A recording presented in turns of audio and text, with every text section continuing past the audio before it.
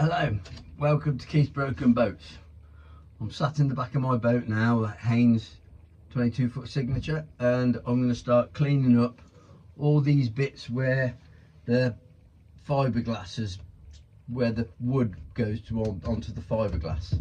I've got a cordless angle grinder and it's got this like flap disc in it, and it's like little bits of sandpaper around. I find these really good. They give a really nice finish when you're cleaning up, and it does it quickly, which is really good. Okay, now what I'm doing on this video is I had a really interesting question off of somebody on my last video about why not make this electric and power it from solar panels. Okay, now there's a few reasons. I mean, obviously, straight from the word go, I cannot afford to do that, but I was interested in what it would take solar panel wise to power this boat. And this boat has 180 horsepower petrol engine in it, so if you equate that down into kilowatts, it is 132 kilowatts. So this would need a 132 kilowatt electric motor sat basically here. Now, to run it off of solar panels, okay, so it would, a solar panel which is 1.7 square meters puts out around about 330 watts of power, and that is in glorious sunshine. And as you can see today, I'm in England. We've had rain all year, 3 days of sun. So, but anyway, so that solar panel puts out 330 watts of power.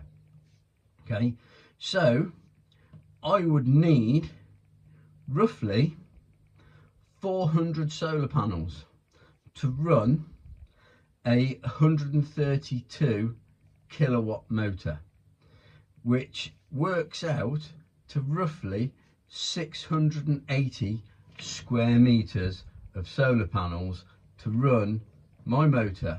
So obviously it ain't going to happen on this.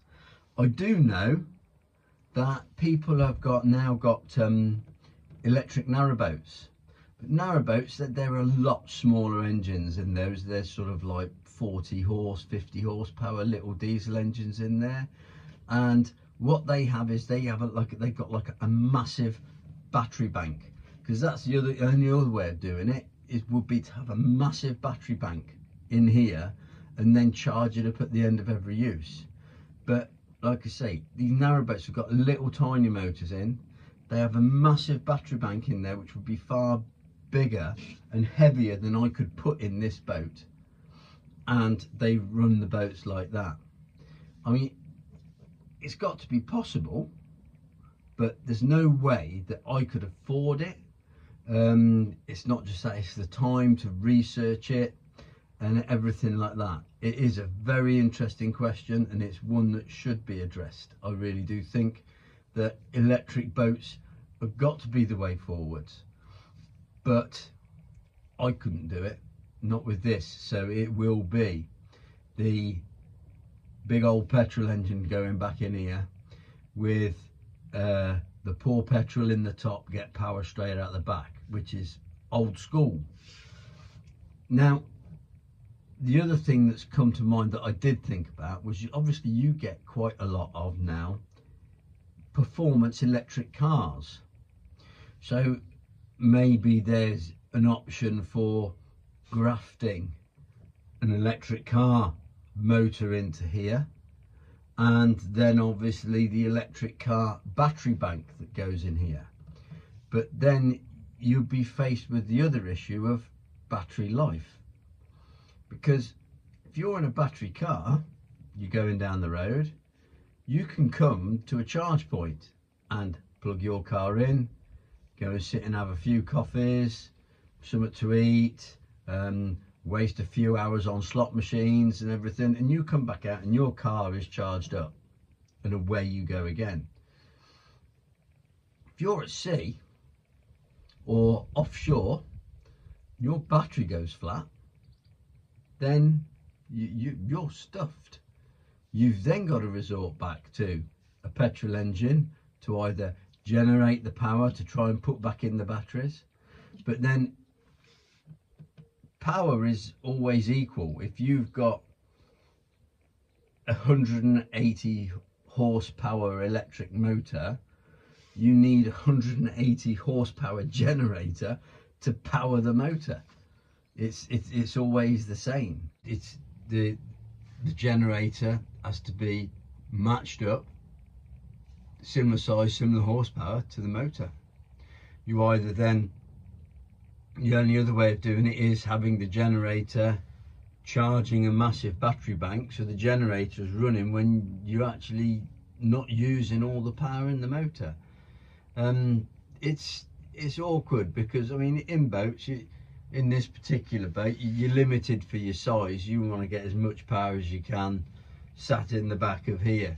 I think in its day the Mercruiser 470 engine was, power to weight ratio was one of the lightest ways you could get between 160 and 180 horsepower on the back of a boat, so I'm led to believe.